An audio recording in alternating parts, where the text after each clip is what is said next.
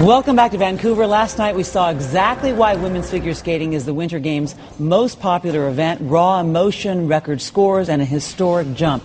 And that was only in the short program. We've got today's special correspondent, Kristi Yamaguchi, who won gold in 1992, and Scott Hamilton, who did it in 1984, joining us this morning. Good morning to both of you. I called her Olympic gold performance. That was my first Olympics as a broadcaster, so that was very exciting. And you called the event last night, and you were also in the Coliseum. In fact, you were blogging last night. Describe the feeling in the Coliseum last night. I mean, it was electric.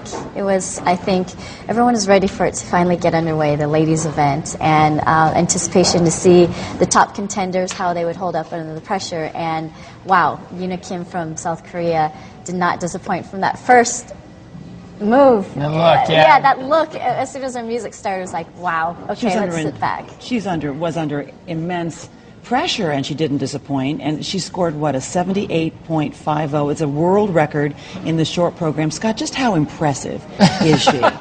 You know, as great as it is on TV, you've got to see it live to really, truly understand how special she is. She flies across the ice. There is absolutely no hesitation when she goes into these jumps, and they cover so much ice. You know, when you look at her compared to like a Mao Asada, Mao's brilliant, but much slower, much smaller, and doesn't have that same kind of up into the third level impact that Yuna has. And Yuna did everything she does in skating, everything is perfect. And it's kind of, how did this happen? I mean, there's no tradition of women's figure skating in Korea. They've had really good skaters in the past, but nothing like this. And so she doesn't need a triple axel, as Mao Asada has. Well, ironically, her combination, the triple toe combination, actually garners more points than Mao's triple axel double toe combination. So, you know, interesting analogy there, but she does have, like Scott says, other qualities that are beyond the other skaters. The speed, the power,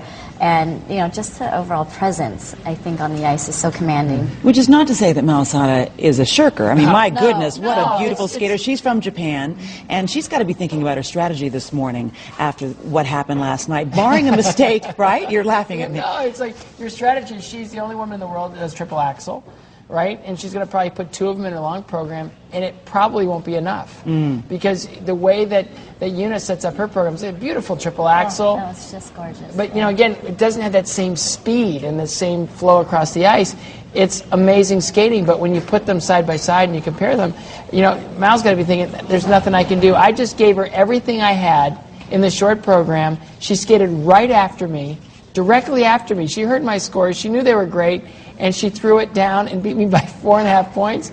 Not fair. No, that's not right. And they're both so good, and they've had such a long rivalry. But when it's back to back like that, it's really obvious, especially when you're in the building. We've got to get to the Americans because we've got two